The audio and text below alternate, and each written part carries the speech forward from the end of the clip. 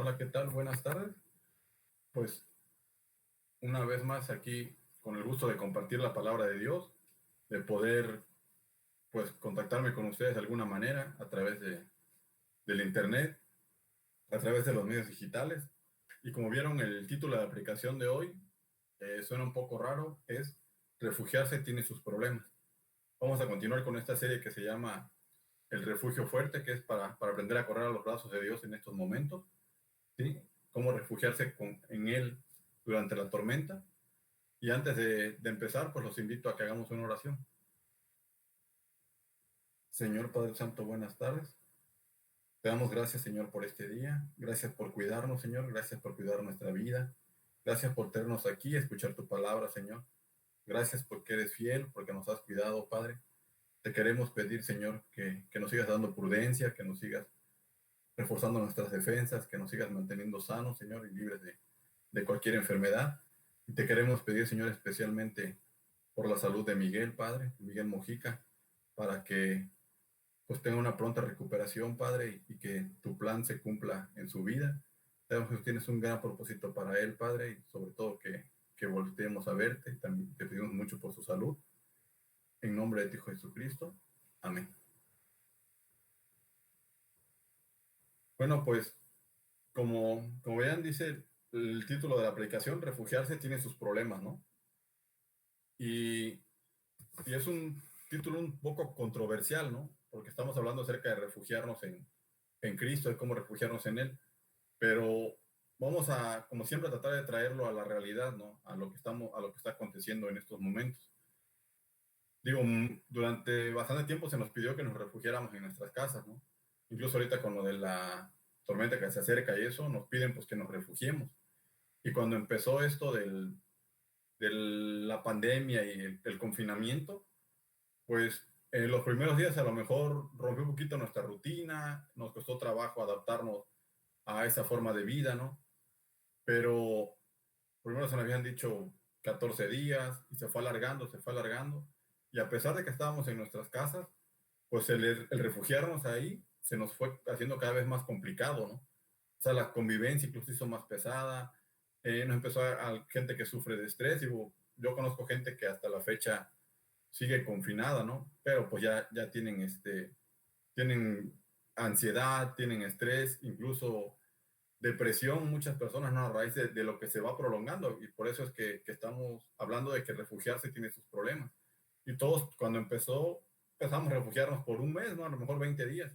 Se ha ido alargando, y si aparte del cambio total en nuestra vida, de dejar a un lado la rutina y todo lo que veníamos haciendo, le agregamos pues la incertidumbre de nuestros trabajos, ¿no? Y incluso también la disminución de nuestros ingresos, ¿no? Probablemente algunos tenían un guardadito ahí, pues vemos cómo le hemos ido pellizcando y cómo ha ido disminuyendo, ¿no? Y todo eso pues nos causa una ansiedad, nos causa una preocupación. ¿Por qué? Porque se alargó durante mucho tiempo. Y eso lo vamos a seguir viendo reflejado en la vida de Job, ¿no? Como vemos, su enfermedad no le duró pocos días, sino, como vimos la vez pasada, la semana pasada, le duró meses, ¿no? Fue bastante tiempo el que estuvo Job enfermo. Y, y el libro de Job es uno de los libros que tiene más preguntas en la Biblia, es el libro que tiene más preguntas, más que Proverbios, más que Salmos, ¿sí? Tiene más de 300 preguntas a lo largo de todo el libro, ¿no? Pues ya ven que se hace como un debate ahí con sus amigos, Job también cuestiona, sus amigos cuestionan a Job, Job cuestiona a ellos, Job pues trata incluso de cuestionar a Dios. Entonces, él se cuestiona a sí mismo, está lleno de preguntas. ¿Y, y por qué? Pues porque Job cayó en una desgracia extrema, por así decirlo, ¿no? Y aparte, a muchas preguntas, porque a pesar de ser un hombre, como veíamos, era un hombre justo, un hombre recto, respetuoso de la ley, temeroso de Dios, a pesar de todo eso, pues vemos cómo no la estaba pasando bien, ¿no? Y digo, no pasarla bien, se me quedó corto con todo lo que le estaba sucediendo. Y entonces, por eso el cuestionamiento, ¿no? Yo creo que a nosotros también nos sucede cuando vemos que alguien que pues es entregado a Dios, una persona, pues como decía ahí, intachable, ¿no? Irreprensible, así como Job, le empieza a ir mal en la vida, pues nos preguntamos por qué, ¿no? Según nosotros, no se lo merece. Esa persona está llena de bendiciones. Pero como hemos estado viendo, el que tú seas creyente o el que le entregues tu vida a Cristo no te va a apartar de los problemas, ¿sí? Entonces vamos a retomar este libro de Job, vamos a seguir basándonos en él para este estudio, ¿no? Del refugio fuerte. Vamos a hacer primeramente un recuento de las pérdidas que tuvo Job, ¿no? Más o menos para entrar en contexto. Eso lo vamos a encontrar al inicio del libro de Job. En Job 1, del 2 al 3.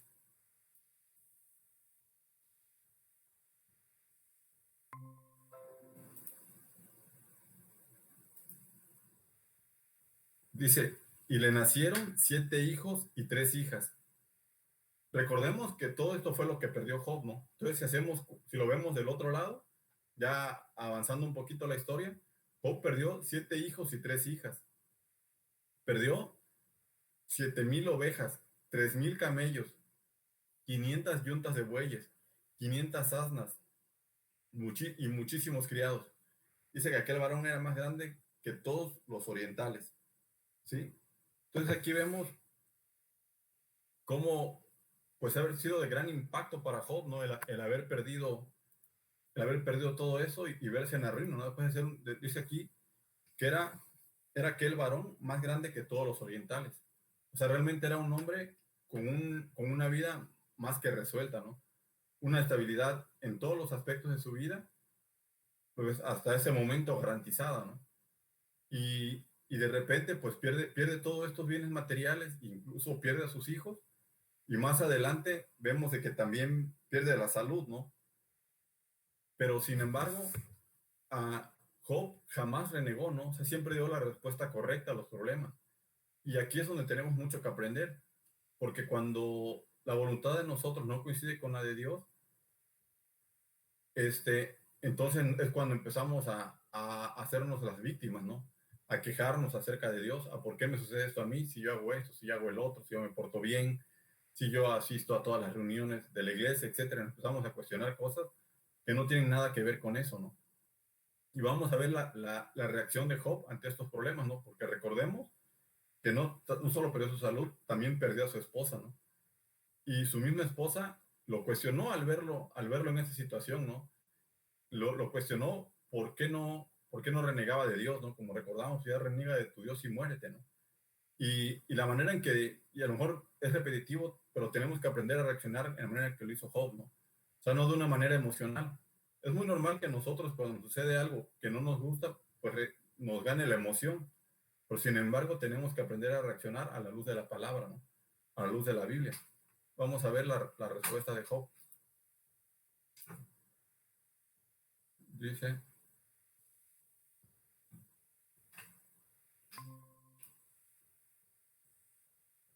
y dijo, desnudo salí del vientre de mi madre y desnudo volveré allá. Jehová dio y Jehová quitó. Sea el nombre de Jehová bendito. En todo esto no pecó Job, ni atribuyó a Dios despropósito alguno. Esto lo dijo Job cuando cuando vio que había perdido incluso la salud, no todo. Y después cuando su esposa le dice, Job 2 del 9 al 10, entonces le dijo a su mujer, ¿aún retienes tu integridad? Maldice a Dios y muérete. Y él le dijo, como suele hablar cualquiera de las mujeres fatuas, has hablado, que recibiremos de Dios el bien y el mal no lo recibiremos. En todo esto no pecó Job con sus labios. Entonces vemos aquí la reacción de Job, ¿no? O sea, él jamás le atribuyó juicio a Dios despropósito alguno, ¿no? Y cuando le dijo a su mujer, como, como fato has hablado, quiere decir como necia, ¿no? Y dice Dios que el necio dice a su corazón que no hay Dios. Entonces, vemos que Job tuvo una respuesta correcta, ¿no? Una respuesta sabia, agradable a Dios. Él lo que hizo al dar esta respuesta nos está demostrando que él corrió a refugiarse a los brazos de Dios, ¿no? Lejos de culparlo o de preguntarle por qué, él dijo, yo acepto lo que Dios nos mande, ¿no? O sea, si Dios no solamente lo bueno, sino también lo malo, yo sé que cuando Dios manda algo malo a mi vida, es porque está trabajando en mí, ¿no? Y es una perspectiva que realmente cambia la forma en cómo tú ves los problemas. Y cuando tú estás a prueba y entiendes de que eso viene de Dios, que tú no lo provocaste, eso transforma tu vida, ¿sí? Y te vuelve una persona más sensible, una persona más entregada. Y fue lo que sucedió con Job, ¿no? Se refugió en Dios y su batalla, lógico, hasta aquí llevaba pocos días, ¿no? Pasando por esa tribulación. Pero vamos a ver más adelante que conforme empiezan a avanzar los días y empiezan a avanzar los meses, pues empieza a complicarse un poco más, ¿no? Y es lo que sucede con nosotros. Es muy fácil refugiarse en Dios en los problemas, ¿no? Cuando es pasajero, cuando tú sabes que, mira, Señor, sácame de esta, y mientras dura la prueba, estamos pegados a Él y orando y buscándolo y leyendo, alargamos nuestros tiempos devocionales, etcétera. Tratamos de pasar el mayor tiempo posible con Él. Pero eso es al principio. El reto de refugiarse en Dios es que te refugies siempre, cuando esté yendo mal y cuando te esté yendo bien. ¿Sí? El reto de refugiarse en Dios es que le entregues tu vida por completo, que no solamente nos refugiemos en Él durante los problemas, sino que vivamos siempre cobijados bajo su amparo, ¿no? Ese es el reto, que tú sepas de que Dios tiene el control de tu vida, que pase lo que pase, tú confíes en Él, te refugies en Él, que tú hoy digas que lo que va a pasar mañana, lo que va a pasar el lunes, el martes, ya está planeado por Dios. Sí, que tú sepas de que todo lo que va a suceder viene de parte de Él. Entonces, cuando verdaderamente estarás refugiado en Dios, ¿sí? Y bueno, después de que Job le sucedieron todas estas cosas, pues vienen tres amigos a verlo, ¿no? Como vimos, que al final acabaron siendo más que sus amigos, sus verdugos, ¿no? Los vamos a recordar sus nombres, porque no creo que los recordemos, ¿ah? Elifaz Temanita, Bildad Suita y Sofar Naamatita, ¿sí? Eran tres amigos que, como vimos, llegaron a verlo. Al llegar, dice que hasta lloraron, gritaron de la impresión de la condición en la que se encontraba Job, y sabiamente permanecieron 7 días en silencio. Pero después del séptimo día, pues ya empezó el tribunal en contra de Job, ¿no? Y vamos a ver, vamos a prácticamente anclarnos en el capítulo 9 de Job, cómo ellos lo cuestionaban, ¿no? Cómo se armó un debate acerca de lo que le está sucediendo a Job. Entonces podemos resumir todo este debate en tres ideas que tenían sus amigos acerca de la condición de Job. Dice que ellos, una de las conclusiones que tenían es que Dios bendice a los justos y no a los malvados. Eso concluían ellos al ver a Job. También concluyeron que Job estaba siendo castigado por Dios. Y como vimos, si Dios bendice a los justos y a los malvados y él estaba siendo castigado, pues ellos lo hacían ver por una persona impía, ¿no? Para ellos Job era un pecador. Y en tercer lugar, ellos habían concluido de que Job era un hipócrita, ¿no? Porque no era posible que una persona tan recta como la que aparentaba ser Job y temerosa de Dios, pues le estuviera sucediendo esto, ¿no? Y de verdad que es muy importante que aprendamos esta lección, porque muchas veces te venden la idea de que si tú eres entregado a Dios no vas a tener problemas. Los problemas y las pruebas va a haber, porque como hemos visto, las, las pruebas sirven para pulirte, para que salgas brillante como el oro, para quitarte todo eso que no te sirve, ¿sí? Y entonces esos son los tres juicios que emiten sus amigos, las tres conclusiones. Pero Job plantea dos interrogantes. La primera es el problema que tiene él y el ser humano sobre la santidad de Dios, ¿no? En relación con la santidad de Dios. Ahorita vamos a explicar por qué representa un problema, ¿no? Y también la lejanía del hombre con Dios. Estos dos problemas lo vamos a ver cómo los logra resolver Job, ¿no? Él entiende de que está separado de Dios por dos cosas, por su santidad y por la lejanía, ¿sí? Pero antes vamos a ver lo que sus amigos decían de Job, ¿no? Las acusaciones que le hacían. ¿Cómo llegó Job a esta conclusión? Elifaz le hizo algunas acusaciones. Vamos a verlas en Job 4, del 7 al 9.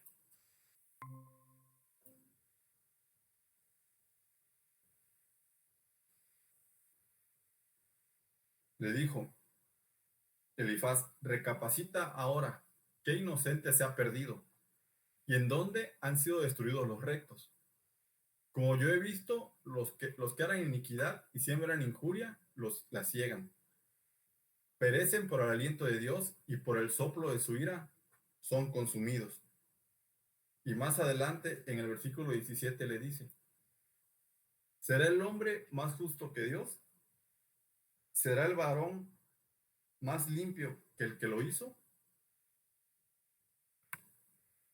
Entonces aquí Elifaz lo que le está diciendo es, Job, tú no eres justo, ¿sí?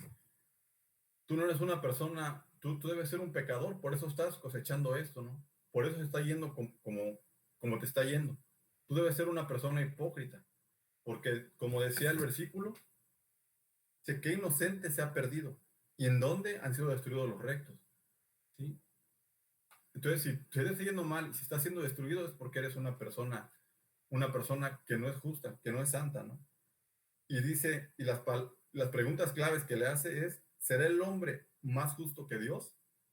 ¿Será el varón más limpio que el que lo hizo? Y esto se lo va a responder Job más adelante. ¿Sí? Grábense estas dos preguntas, porque Job las responde, ¿verdad?, de manera magistral. Entonces, ¿sabes qué, Job? Dios se está castigando por ser una mala persona, por ser un pecador, es lo que concluyó él. Y su amigo Bildad también le hace, pues, una aseveración, ¿no? ¿Por qué le está sucediendo esto a Job? Y le dice, he aquí, Dios no aborrece al perfecto, ni apoya la mano de los malignos. Es decir, tú estás en estas condiciones porque Dios te aborrece, ¿sí? Porque has de ser una persona mala. Dice que Dios ni apoya la mano de los malignos. Por eso no tienes el apoyo de Dios. Por eso Dios no te bendice. Y nosotros, ¿cuántas veces vienen cosas a nuestras vidas o a la vida de otras personas que según nosotros son malas, ¿no? O sea, cuando en realidad son pruebas. Y si a ti te empieza a ir mal en la vida, te empiezas a buscar tú mismo pecados y culpas y no, es que seguro hice esto mal. No, es que, de ser por esto, ¿no? Y empezamos, aunque sepamos que llevamos una vida recta y vivimos temerosos de Dios y ya aceptamos a Cristo en nuestro corazón, seguimos pensando que, que Dios es un Dios castigador, ¿no? Un Dios vengativo, que por lo que acabamos de hacer o lo que hicimos hace 8 días, hace un mes, ¿no?, incluso hace un año, ahora estamos recibiendo la paga, ¿no? Ahora Dios nos está castigando, ¿sí? Y realmente no es así. Muchas de las veces son simples pruebas, ¿no? Para ver qué tanto confiamos en Dios, qué tanto nos refugiamos en Él. Que cuando estemos atravesando estos momentos, hacia dónde corremos, ¿no? Si nos alejamos o nos acercamos más a Dios.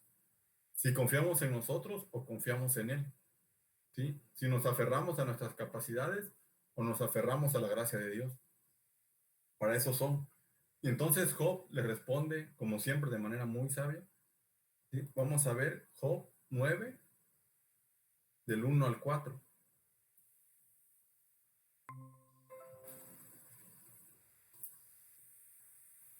Dice, respondió Job y dijo, ciertamente yo sé que es así. ¿Y cómo se justificará el hombre con Dios si quisiere contender con él? No le podrá responder a una cosa entre mil. Él es sabio de corazón y poderoso en fuerzas. ¿Quién se endureció contra él y le fue bien?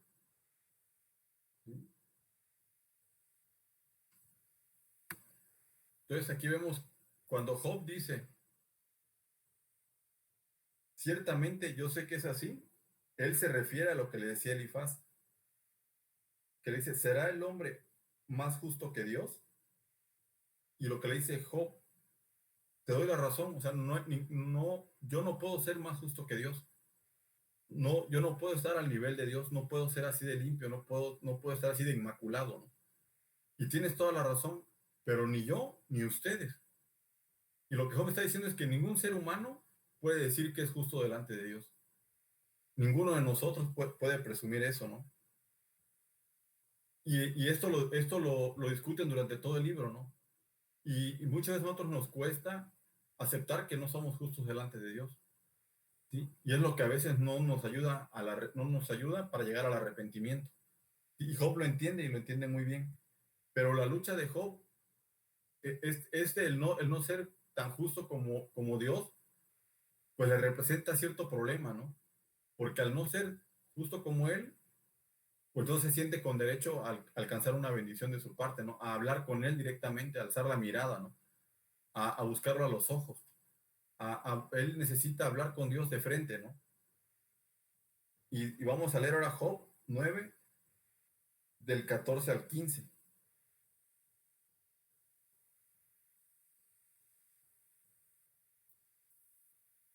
Dice, cuando menos le responderé yo y hablaré con él palabras escogidas. Aunque fuese yo justo, no respondería. Antes habría de rogar a mi juez.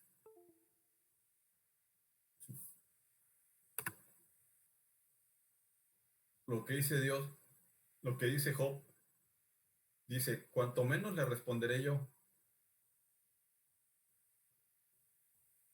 ¿Sí? Cuando menos le responderé yo y hablaré con él palabras escogidas. Aunque fuese yo justo, no respondería. Antes habría de rogar a mi juez.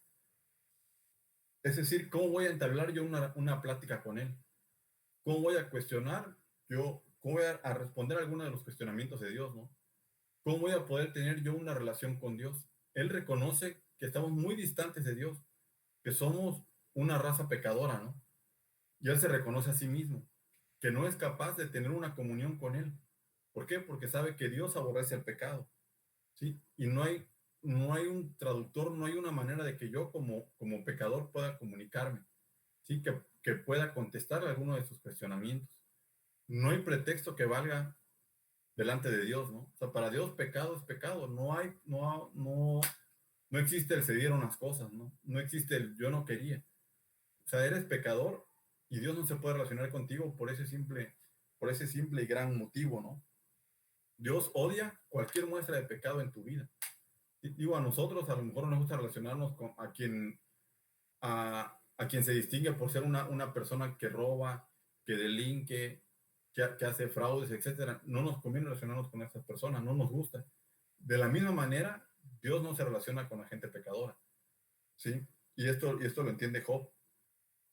Entonces, vamos a ver ahora Romanos 3:10 para que veamos quién de nosotros pudiera accesar a platicar con Dios, ¿no? ¿Quién pudiera igualarse a Él? Dice en Romanos 3:10, como está escrito, no hay justo ni aun uno. Y en el Salmo 133 nos deja también claro, ya, si mirares a los pecados, ¿quién, oh Señor, podrá mantenerse? Podrá mantenerse.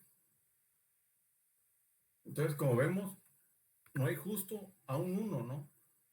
Si tú te sentías justo o que o libre de pecado, que podías entablar un diálogo, una discusión con Dios, pues déjame decirte que no. Dice Dios que no hay uno justo.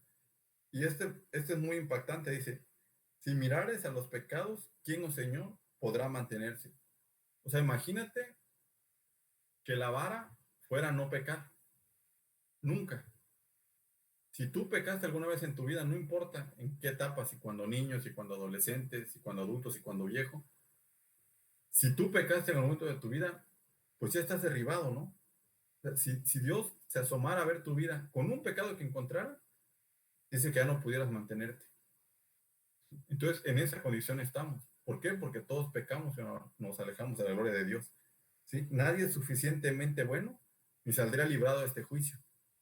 Pero sin embargo, el hombre tiene idea o se ha planteado o se ha hecho creer a sí mismo cómo puede ser justo ante Dios, ¿no? ¿Cómo puedo justificarme ante Él? Y hemos inventado tres formas. Una es siendo bueno, la otra es siendo religioso y la otra es siendo sincero. Son las tres ideas con las que hemos crecido, ¿no? Vamos a ver primero la de siendo bueno, ¿no?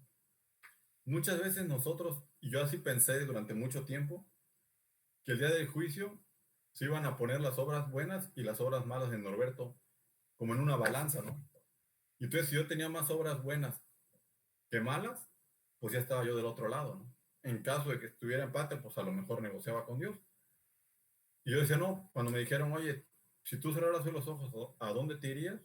Yo dije al cielo, porque soy buen hermano, soy buen hijo, soy buen compañero de trabajo, soy buen amigo, etcétera. Soy bueno, ¿no? Y eso nos han inculcado, que tienes que ser buena persona, que tienes que portarte bien, etcétera. Y realmente la palabra nos dice que no es por ahí el camino, ¿no? Ahorita vamos a empezar a descartar esa posibilidad que nosotros hemos adoptado como la opción para entrar al cielo, ¿no? Para ser justificados. Y dice la palabra, porque por gracia sois salvos, por medio de la fe. Y esto no es de vosotros, pues es don de Dios, no por obras para que nadie se gloríe. ¿Sí? Entonces, aquí vemos que realmente no es por obras, ¿no? Imagínense que entráramos al cielo por obras. Sería sería más que el cielo, sería un lugar lleno de egos, ¿no? No, fíjate que yo estoy aquí porque yo hice esto, yo hice el otro, ayudé a fulanito, ayudé a una viejita a cruzar la calle, salvé a tal persona, eh, no sé, siempre me porté bien, nunca declaré falsedad, o sea, presumiríamos todo lo bien que hemos hecho en este mundo para poder llegar al cielo. Pero como vimos, dice aquí que no, que por gracia sois salvos por medio de la fe. ¿Sí? La gracia es algo que se te da sin merecerlo, ¿no? Si fuera por merecimiento, como les comentaba, sería, imagínense, a lo mejor hubiera zona diamante, zona VIP, ¿no? Y gallola, ¿no? Dependiendo de tan buena gente que fuera, dónde estaría sentado, ¿no? Y lógico, los de hasta adelante sentirían más importantes que los de atrás, así sucesivamente, ¿no? Ya los que están hasta arriba, pues, ni los voltarían a ver. Y sería un lugar lleno de egos. Entonces, la gracia es algo que tú recibes sin merecer. Es un regalo, es algo que tú pudieras abrir tu puerta, encontrarte ahí algún regalo sin saber por qué te lo dieron, ¿no? O un día alguien te llega y te da algo sin tú merecerlo, sin tú pedirlo. Y esa es la gracia de Dios. Él te da las cosas sin que tú te las merezcas. Sí, tienes que pedirlas, pero es probable que no te la merezcas, sin embargo Dios te la da. Dice por medio de la fe. ¿La fe en qué? La fe en que Jesucristo murió por ti, en que Jesucristo pagó por tus pecados. Él vino a la cruz a pagar por tus pecados, era su propósito, pagar que tú pudieras entrar al cielo sin deudas, ¿no? Que él pudiera ocupar tu lugar en la cruz. Dice, y esto no es de vosotros, pues es don de Dios, no por obras para que nadie se gloríe. ¿Sí? Entonces vemos aquí que ser bueno no es suficiente. ¿Sí? Descartamos esa idea. Y si tú crees que eres bueno, para que Dios te catalogue como bueno, como justo, tendrías que nunca haber pecado. ¿Sí? Vamos a leer Romanos 3:23. Si tú has pecado, ya dejas de ser bueno. Y si dejas de ser bueno, ¿qué te espera? ¿Sí? ¿Cuál es tu seguro destino? Dice, por cuantos todos pecaron, están destituidos de la gloria de Dios. ¿Sí? Entonces, cuando te destituyen, quiere decir que tú no tienes cabida, ¿no? No tienes lugar. ¿Sí? Ya no perteneces ahí cuando te destituyen. Entonces, tú no perteneces a la gloria de Dios por el simple hecho de haber pecado. ¿Sí? Y si nos fijamos, no dice pecados chicos, pecados grandotes, pecado blanco, pecado rojo, amarillo, o sea, no es pecado. Cualquier cosa que hayas hecho, el hecho de codiciar, el hecho de mentir, cualquier cosa que tú reconozcas que es pecado, te separa de Dios y te destituye de su gloria. ¿Sí? No, no, o sea, no hay manera de no hacerlo. Realmente todos pecamos y estamos destituidos. ¿Sí? Y tenemos que entender eso, no es por buena gente. Y otra cosa que nos hemos inventado los hombres es a través de la religión, ¿no? Creemos que por asistir a ciertas horas, por orar a ciertas horas, por caer en actividades religiosas, ya somos salvos, ¿no? Que por participar en peregrinaciones, a lo mejor algunos por azotarte, habrá otros que se crucifiquen.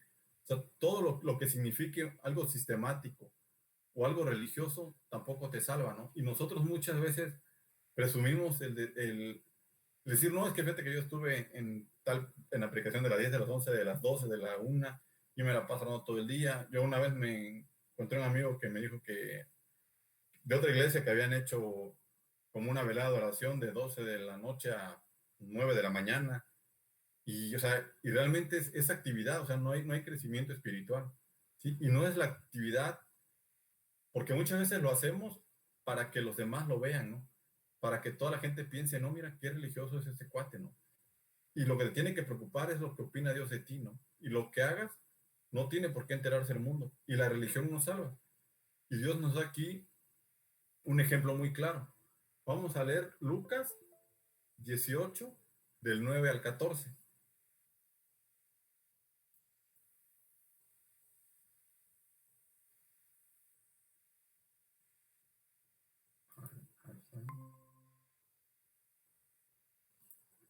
Dice, la parábola del fariseo y el publicano. A unos que confiaban en sí mismos como justos y menospreciaban a los otros, dijo también esta parábola. Dos hombres subieron al templo a orar. Uno era fariseo y el otro publicano. El fariseo, puesto en pie, oraba consigo mismo de esta manera. Dios, te doy gracias porque no soy como los otros hombres, ladrones, injustos, adúlteros, ni aun como este publicano. Ayuno 2 veces a la semana, doy diezmos de todo lo que gano. Mas el publicano, estando lejos, no quería ni aun alzar los ojos al cielo, sino que se golpeaba el pecho diciendo, Dios, sé propicio a mi pecador. Podemos decir que ten piedad de este pecador. Os digo que este descendió a su casa justificado antes que el otro, porque cualquiera que se enaltece será humillado, y el que se humilla será enaltecido. ¿Sí? Entonces aquí vemos el ejemplo de que la religión no te salva, ¿no? Y cuántas veces nosotros no somos de esa idea, ¿no? Este, alabamos todo lo que hacemos en la iglesia, en la religión, en cuántas actividades participamos, a lo mejor en cuántos grupos estamos metidos, y no es eso. Y los fariseos eran personas que respetaban la ley, pero, o sea, súper estrictos para respetarla, ¿no? Y el publicano era un cobrador de impuestos, era totalmente diferente, pero él se reconocía pecador, ¿no? Él se humillaba ante Dios. Y es lo que a nosotros nos cuesta trabajo como seres humanos, el humillarnos, ¿no? Al contrario, tratamos de enaltecernos. E incluso en la palabra nos dice, ¿no? Que no ores en público, no seas de los que se paran a orar. O sea, ora ya en lo privado, en tu casa, ¿no? Que en lo público será recompensado. Entonces no se trata de ser religioso. Ya descartamos dos. El ser bueno y el ser religioso no te va a justificar, ¿sí? Y la otra es ser honesto, ¿no? Muchas veces creemos que el ser honesto también nos va a llevar al cielo, ¿no? Perdón, ser sincero, ¿no? Muchas veces creemos que el ser sincero, y la gente te dice, no, mira, una forma de ser sincero es tú creer en lo que tú quieras, pero séle fiel a lo que tú quieras creer, no importa cómo te portes, no importa lo que hagas. Si tú estás bien contigo y tú crees en ti mismo, etcétera, tú te conectas con Dios, y eres un ser creado de luz, etcétera, y nos hacen creer muchas cosas, ¿no? Y nosotros, pues caminamos en eso, ¿no? O sea, le hacemos caso a gurús, a sacerdotes, a pastores, o sea, creemos que a través de ellos podemos llegar a Cristo, ¿no? Y realmente no es siendo honesto, tú puedes ser muy, muy sincero, pero realmente puedes estar equivocado, ¿no? Sinceramente equivocado. Pero ¿cuántas veces no, a lo mejor, a mí me ha pasado, yo voy hacia algún lugar y o sea, que agarro camino y resulta o sea, no es por donde yo pensaba, me equivoco. Pero no es que yo lo he hecho en mala fe, ¿no? A lo mejor yo quiero llegar temprano a un lugar o que de verme con una persona y llego tarde, pero yo sinceramente sí quería llegar a la cita. Sinceramente yo creía que iba bien, ¿no? Sin embargo, iba yo mal, estaba yo sinceramente equivocado. Y nosotros muchas veces tomamos caminos de manera sincera, pero no nos llevan a Dios, ¿sí? Dice, vamos a leer Proverbios 14:12.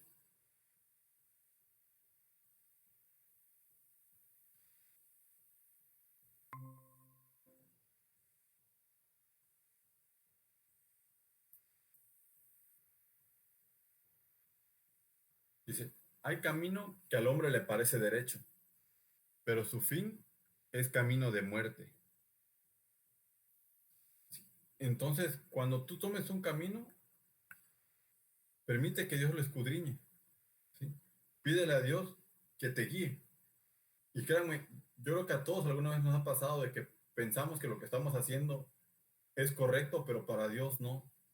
Entonces tenemos que aprender a no hacer nuestra voluntad, ¿no? Sino a orar y a esperar la respuesta de Dios. Esperar a que Dios nos responda, esperar a que Dios nos conteste, ¿sí? Entonces tampoco es el ser sincero, es algo que nos vaya a llevar a Dios, ¿no? Y Job ahorita nos va a responder qué sí nos puede llevar a Dios, qué sí nos puede hacer justos delante de Él. Vamos a regresar a Job, vamos a leer Job 9, del 32 al 33.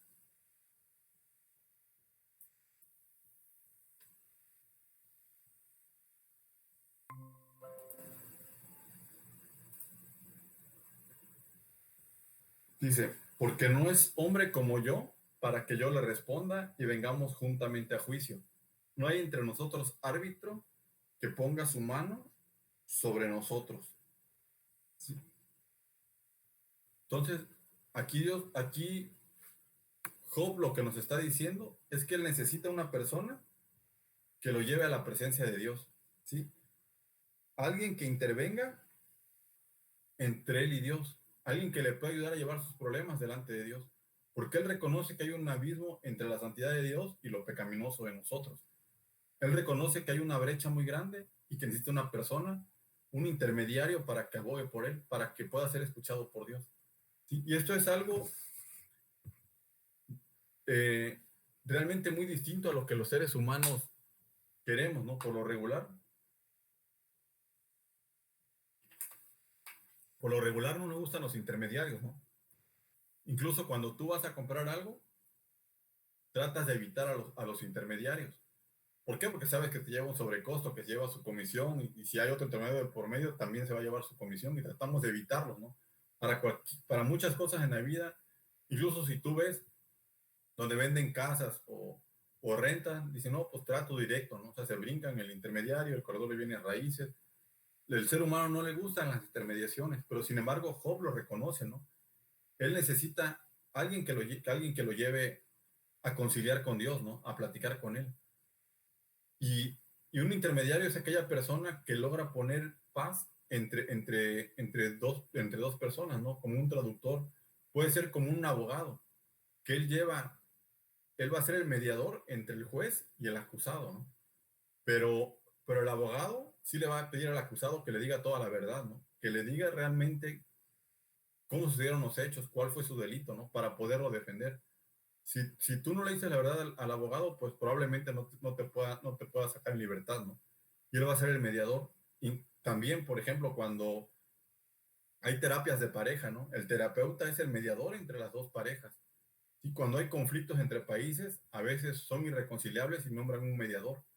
Entonces, esta persona tiene que hablar prácticamente ambos idiomas, ¿no? Tiene que tratar de buscar un punto en común, una unión, estrechar esos lazos, reducir esa brecha entre estos dos puntos. Y es lo que Job pide, ¿no? Algo o alguien que pueda ayudarle a reducir esta brecha, a ser justificado y poder hablar con Dios, ¿no? Poder exponerle su problema, poder exponerle su causa, ¿sí? Y hoy en día mucha gente trata de interceder, ¿no? O sea, te ofrece casi ser el vínculo entre tú y Dios, ¿no? O sea, pueden ser sacerdotes, pueden ser pastores, pueden ser gurús, chamanes, o sea, lo que tú quieras, pero mucha gente te promete el contacto con Dios y realmente no. Tú el que tienes que seguir es a Jesús.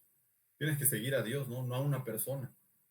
Y en la Biblia sabemos cuántos profetas y cuántos mediadores hay, y sin embargo, ninguno de ellos logró reducir esta brecha, ¿no?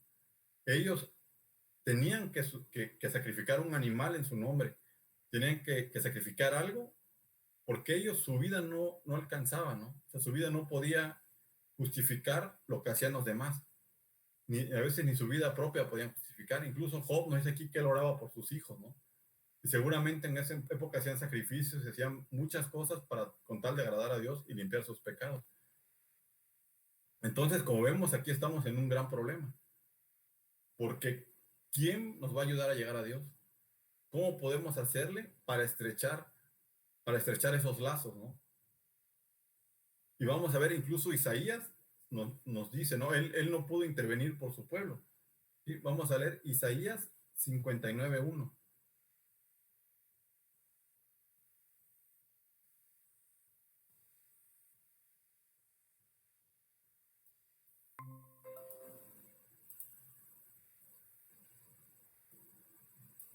Creo que se me perdió. No, creo que no lo puse, pero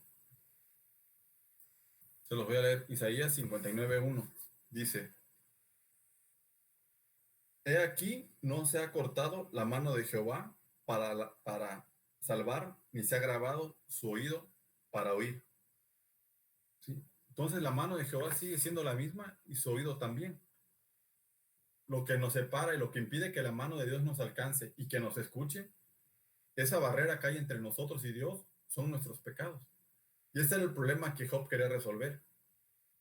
Lo que comentamos en un principio, la lejanía con Dios. Su problema era la santidad, que como vimos, nadie la podía alcanzar, no había un intermediario que la alcanzara, ni nadie podía hacerte santo, ni la religión, ni el ser bueno pudiera hacerte santo. Y, y aquí Job dice, pues, ¿sabes qué? También el problema es la lejanía, porque el pecado me estorba. Yo necesito a alguien que ponga la mano entre los dos, que sea ese árbitro y que nos una, ¿no? Que nos permita entrar en comunión. Y este problema, ¿cómo lo resolvemos? ¿Cómo puedo hacer yo para ser justificado ante Dios? ¿Cómo puedo hacer yo para llevar mis problemas ante Él? ¿Cómo puedo hacer yo para quedar limpio de mis pecados? ¿Qué necesito hacer para entrar en la gracia de Dios? Y el único mediador que existe es Jesús, ¿sí? Él es el único que Dios dejó. El, nuestra, nuestra justificación podemos alcanzarla a través de Jesús. Como comentábamos hace rato, Él vino a pagar por tus pecados y por los míos. ¿Sí? Vino a dejarte blanco como la nieve. ¿Sí? Recuerda que nosotros vamos hacia la eternidad. Aquí donde estamos, en este lado del cielo, es algo pasajero. ¿Sí? Entonces solamente hay dos cosas que pueden ayudarte a, a entablar esa relación con Dios, a reducir ese distanciamiento. Uno es que seas honesto. ¿Sí? No sincero, porque como vimos puedes ser sinceramente equivocado. Que seas honesto. ¿Y honesto en qué? En reconocer que eres una persona pecadora. ¿Sí? Tienes que ser honesto en decir que has pecado. Y tienes que ser humilde. ¿Humilde para qué? Humilde para aceptar lo que Dios hizo por ti en la cruz. Para aceptar que tú no puedes pagar por tus pecados. Que esa deuda te queda muy grande. ¿Sí? Que esa deuda es impagable para ti. Tienes que aceptar que Jesús pagó por ti y que solamente Él puede acercarte a Dios, que solamente Él te puede dejar limpio de pecado. Sería un acto de extrema soberbia el pensar que tú vas a poder llegar al cielo y que no te culpen por haber pecado nunca, ¿no? Muchas veces, como veíamos hace rato en las cuestiones religiosas, han establecido el parámetro como el de los 10 mandamientos, ¿no? Pero imagínate, no mentirás, nunca has mentido, nunca has codiciado nada ajeno. O sea, no estoy diciendo que te lo hayas robado o simplemente con que lo hayas codiciado, ya pecaste, ¿no? Honrarás a tu padre y a tu madre. Siempre los has honrado, sigues viendo por ellos, ¿sí? O sea, nomás imagínate con tres cosas. Es más, el mandamiento primero, ¿no? Amarás a Dios con toda tu mente y con todo tu corazón. Si en algún momento del día tú dejaste de amar a Dios o tomaste una decisión que no va de acuerdo con el temor a Dios, pues ya pecaste, ¿sí? Tú necesitas ser humilde y entender de que tú no puedes pagar por eso. No hay manera de que tú lo hagas. No es por obras, es por fe, ¿sí? Y es por gracia de Dios. Entonces, ¿cómo vamos a lograr establecer este puente entre nosotros y Dios? Vamos a leer, la respuesta viene en Romanos 3, del 21 al 22.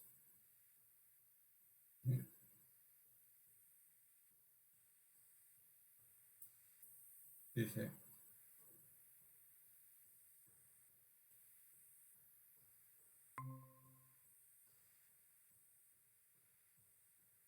Dice, la justicia es por medio de la fe, pero ahora, aparte de la ley, se ha manifestado la justicia de Dios, testificada por la ley de los profetas.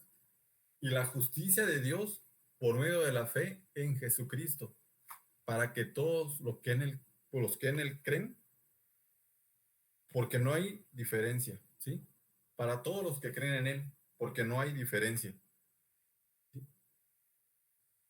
Entonces vemos que la única forma de ser justificados es a través de Jesús, a través de Jesucristo. Si tú crees en Jesucristo no va a haber diferencia. Vas a ser tratado como hijo de Dios. Tus pecados serán borrados y serás totalmente justificado, que era lo que Job buscaba, ¿no? Que era lo que Job preguntaba, ¿sí? Lo único que tienes que hacer es creer en Él y aceptarlo. No es algo que merezcas, es algo que simplemente aceptas, ¿sí? Lo que hizo Jesús por ti en la cruz. Es la única manera y es el único mediador que puede hablar tu idioma y puede hablar el idioma de Dios y puede unificarlos, ¿sí? Que puede hacer que haya una comunión entre ustedes. No vas a tener que matar palomas, más palomas, más borregos, más corderos, más animales sin defectos. No, simplemente lo hizo una vez y para siempre. ¿Sí? Jesús no conoció pecado. Y como dijo Dios cuando lo bautizó Juan, ¿no? Que dijo, este es mi hijo en quien me complazco. O sea, es decir, él cumple, me complazco, ¿por qué? Porque él cumple los requisitos o, o así, por decirlo de alguna manera, me llena el ojo, ¿no? Es el único que realmente cubre los estándares que yo establezco. Tú a lo mejor tendrás cosas, no sé, el colchón de tu cama, habrá que te guste el colchón duro, el colchón suave, pero ese es el colchón que a ti te complace, ¿no? O cuando te pones una ropa, te gusta apretada, te gusta floja, etcétera, te complace, llena tus expectativas, ¿no? Las cosas que tú tienes o algo, o X cosa que disfrutes, cumple tus expectativas. Pues el único que llena las expectativas de Dios es Jesús, ¿sí? Y es el único que puede interceder por nosotros. Es el único puente, el único mediador, el único traductor que puede salvarnos del infierno y que podamos pasar una eternidad al lado de Dios, ¿sí? Y hoy probablemente estés refugiado en tu casa, probablemente estés cuestionándote muchas cosas por la situación que estamos pasando, pero este puede ser una llamada de atención para que voltees a ver a Dios, ¿sí? Porque esto, aparte, no se va a acabar pronto. O sea, yo creo que por lo menos aquí a fin de año va a tardar. Y la manera correcta de refugiarte no es solamente en tu casa, es refugiarte en los brazos de Dios, ¿sí? Es buscar a Jesucristo para que te garantice una vida eterna al lado del Señor, ¿sí? Para que Él venga y limpie todos tus pecados. Lo único que tienes que hacer es aceptar el pago de lo que hizo Él por ti en la cruz, ¿no? Vamos a leer un versículo que es Juan 3:16.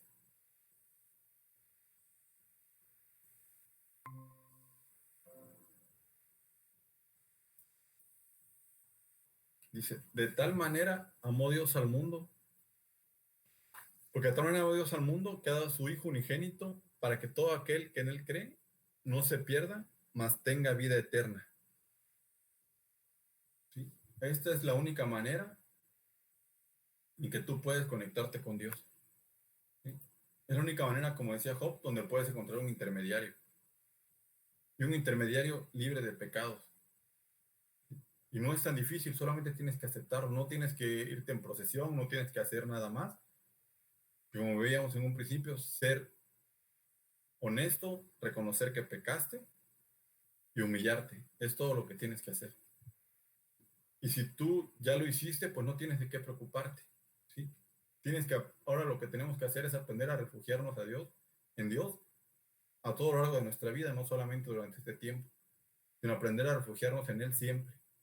Y si tú aún no aceptas a Cristo en tu corazón, es el momento de que lo hagas, ¿sí? Hoy puedes empezar a depender de Él y a refugiarte en Él para toda tu vida, no solo en los problemas. Y si quieres refrendar tu entrega a Dios o quieres entregar por primera vez tu vida, te invito a hacer una oración para terminar. Señor Padre Santo, buenas noches. Te damos gracias, Padre, por este día. Gracias por este mensaje que nos has preparado, Señor. Gracias por ser nuestro refugio. Te pido, Señor, pues hoy que tocas a mi corazón, te abro la puerta, Padre, y te pido, Señor, que cambies mi vida, que entres a vivir en mí, que perdones mis pecados, Señor. Seguramente no me acuerdo de todos los que he cometido, Señor, pero tú sí los conoces, Padre. Y te pido que los limpies, Señor, que cambies mi vida, que empiece a haber una transformación en mí. Y también, Señor, quiero entregarte mi vida, no solamente hoy, sino todo el resto hasta la eternidad, Padre. Y te pido, Señor, pues que te hagas cargo de mí, que aprenda yo a refugiarme en ti para siempre, Padre, no solo en los problemas, que seas tú mi refugio fuerte como hasta hoy. Y te pido, Padre, también por mi familia, para que tú la bendigas y por la familia de todos aquí representados, Señor. Gracias, Padre, por este día. Te pedimos que nos traigas con bien el próximo sábado. En nombre de tu Hijo Jesucristo. Amén. Pues bueno, esto sería todo. Muchísimas gracias y nos vemos la próxima semana. Nos quedan 2 estudios más del refugio en la tormenta y con eso terminamos este tema y pues mañana acuérdense de ver a Manuel y muchas gracias por asistir. Estamos pendientes. Que Dios lo bendiga. Hasta luego.